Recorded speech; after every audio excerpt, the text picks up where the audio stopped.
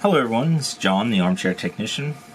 Today I'm going to kind of do a little review of the Boox Nova 2, which I got on Tuesday of last week, and today's Sunday.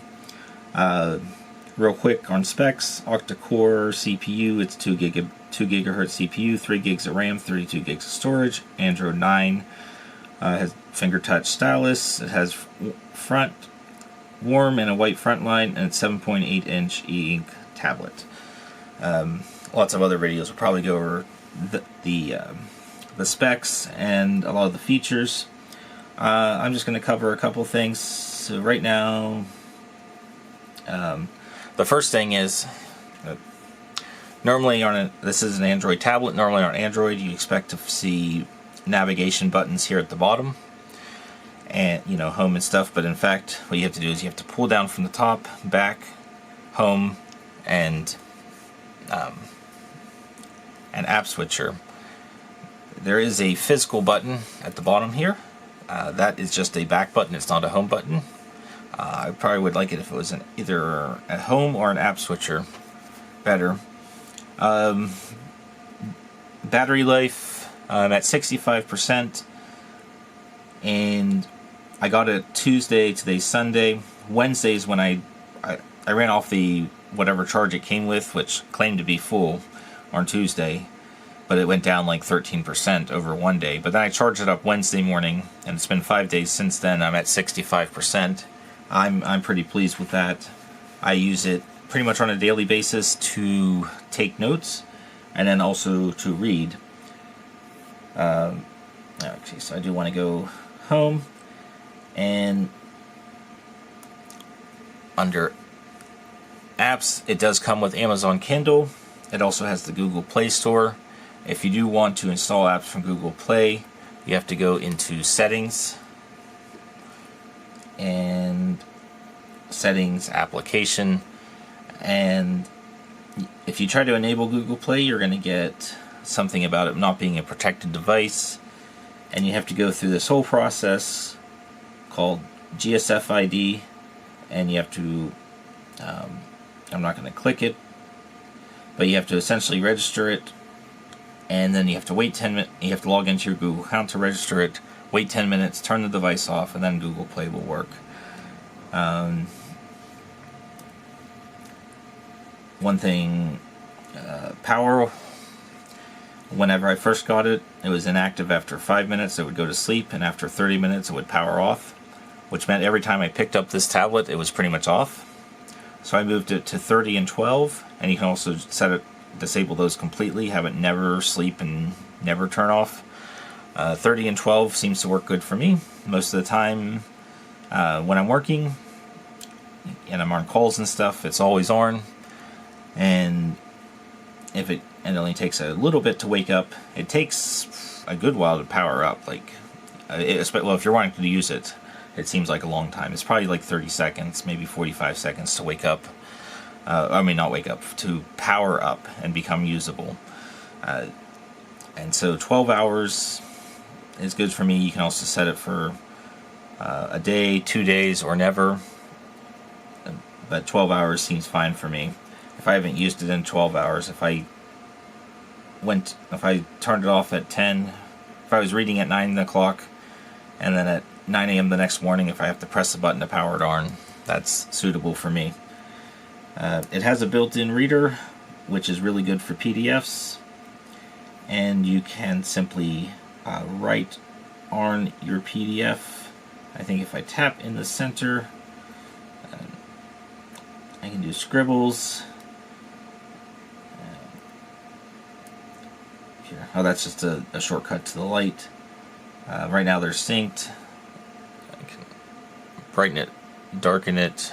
I can turn them off. I can unsync them, make it a warmer color, a colder color. I go too far, the camera just kind of spazzes out. I usually keep it around 5 or 6, and then I'll even turn it off during the day if I'm not needing it. But yeah, you can write on it.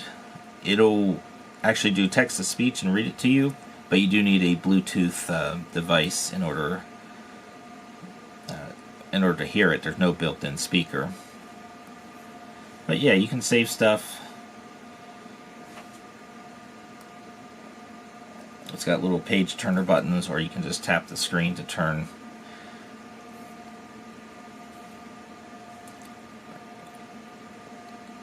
And then under apps, Amazon Kindle is what I use the most. This is the Wax and Wane series. And everything there works just perfect for reading. Sometimes with power, your Wi-Fi does turn off automatically and stays off. And if you do want to sync it or download stuff, you might have to, go back in and re-enable your Wi-Fi. The thing I wanted to show, pretty much, it's not in my recent apps, but let's go to Notes, and I'll add a new note. And one of the things I need to figure out, I wonder if I can make. So one of the things I do every time I start a note is I go into this thing called Grid Point, which gives me a dot grid layout. You can also do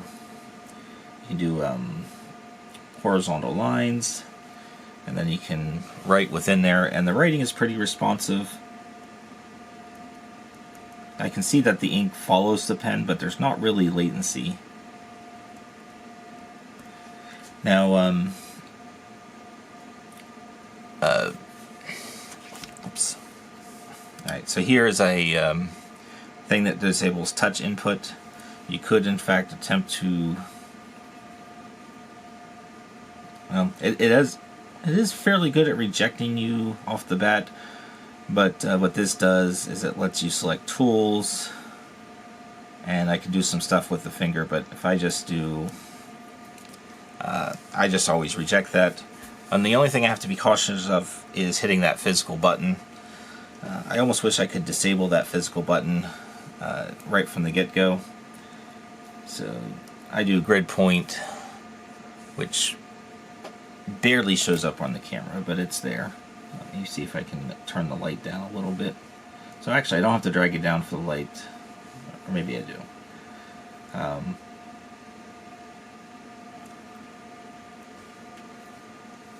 Actually, let me bring it up a little. Let's turn. What I'm trying to adjust is more for the camera's sake than mine.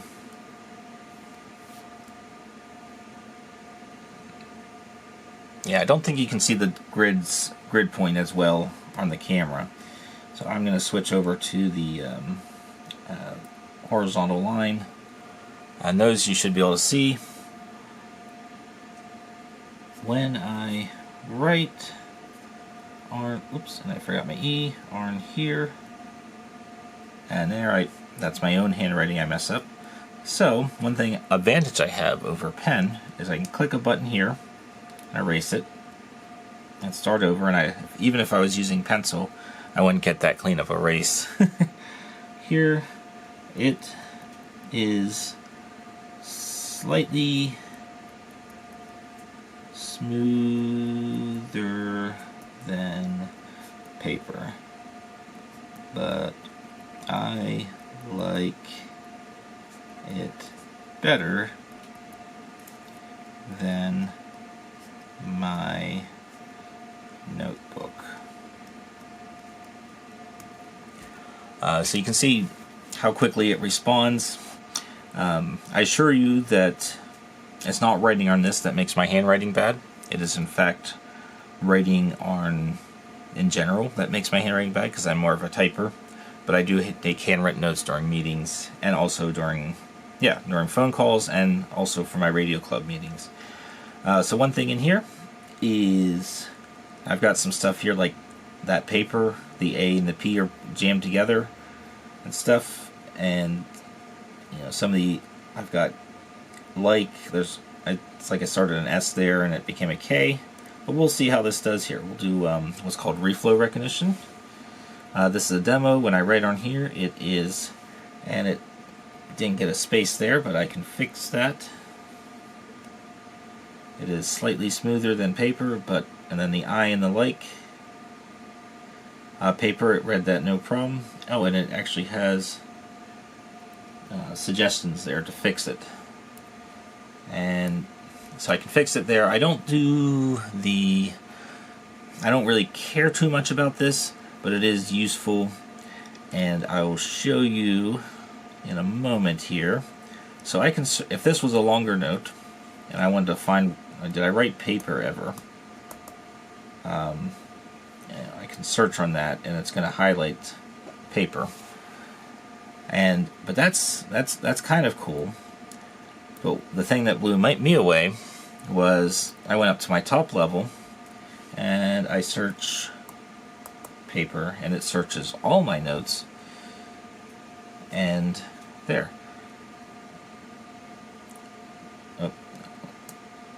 And if I search member, one person wanted a membership list, small. This is something I wrote earlier. I write within the dots, which is really small. That's how I write it. Small I might write. One thing I kind of pointed out here, so this is a serial number, M1 NVM, and I did actually, it's going to ask me, so let me put a space. If I correct this,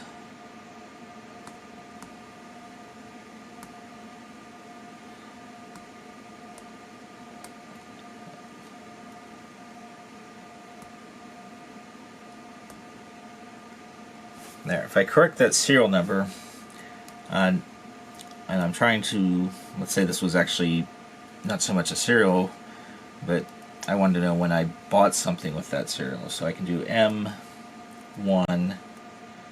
NVM, and I think it will, still not finding it.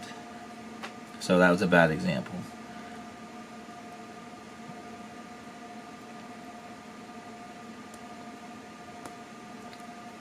N1 NVM.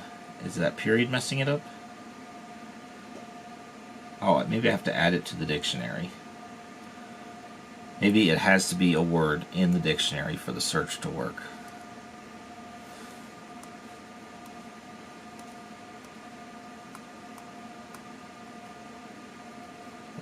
No, I typed it wrong. N1. Did I type it wrong last time? Because if that was the case, NVM. Alright, I'll search. I don't know why it's still not finding it. So that was a bad example. But it is a kind of problem with any sort of specific name. You're going to have trouble finding it. But if you're looking for, if you're looking for common words, they do show up without really any problem.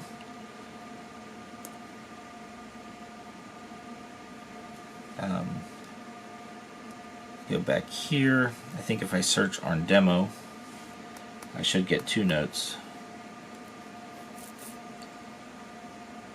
That one says it's a demo. This one I called demo, but I didn't actually put the word demo in it until now. So it saved it. Now let's try that demo. Yeah, so now I've got the 2 notes that have the word demo in it. One setting I did to make this work better is I go up here, I go to settings within notes, and automatic AI recognition in the background, that is checked. And that makes a huge difference, because if that's not checked, then whenever you do a search, it has to search every notebook, do the AI recognition, or it has, go into each notebook, do the AI recognition, and then do the search. And that was very slow, but I enabled this, and there's no lag added when I do that, and it works really well. And as you saw with my attempt to make a demonstration, if you do non-words or not common words, it has trouble searching those. But if it's a common word or if it's a common name, it'll find it no problem. Okay, that is what I have. I know a couple people have asked me how the handwriting was, so that's mainly what I wanted to show today. And I showed a couple other things, but the handwriting is the key. And it, as far as replacing my the A5 notebook that I use all the time, I've got a couple of these, and I fill one up each year. That's going to replace it, I think. That's exactly what I bought it for, so I'm very happy with it so far. You may want to get, if you're used to writing on larger notebooks, you may want to get the Note 2 or one of their 10-inch versions of this.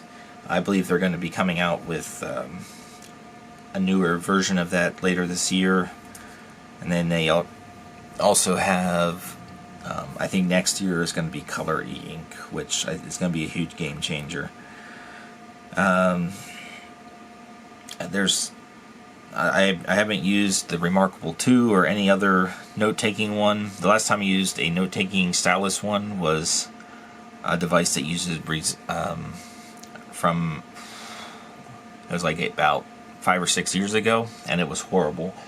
So this is just a breath of fresh air to me. That one, it was resistive touch, but with a stylus, a Wacom stylus input, and it was I forget, it was called the ebook, and it was actually, you fold it out and you had a Android on one side and your e-ink on the other, and it was nice, but it just never lived up to the expectations. And I also used the Samsung Note 4, and that was pretty good, but you were writing on very solid glass, and of course the Note 4, the screen was about 4 of these folders here.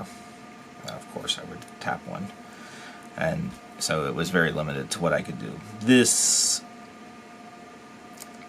I pretty much have to write with it on a desk. I'm not going to be holding it in my hand and writing. I'm not going to be trying to do anything like this and then sliding around. Maybe when I get the case, it'll be better. If I didn't mention in the video already, this does have a slick back, so holding it is a little bit of an iffy situation. I'm hoping when I get a case that also holds my stylus, I won't even have to complain about that. But generally I have it sitting on a desk and my hand's over top of it and I'm writing. And then when I'm reading, it's partly resting on something, and then my hand is kind of keeping it in place so I can tap the page turn. Okay. Alright, we're at 18 minutes here, so I'd like to thank you for watching. This is John, the Armchair Technician, and hope this helped you with deciding if this Onyx Boox Nova 2 is for you.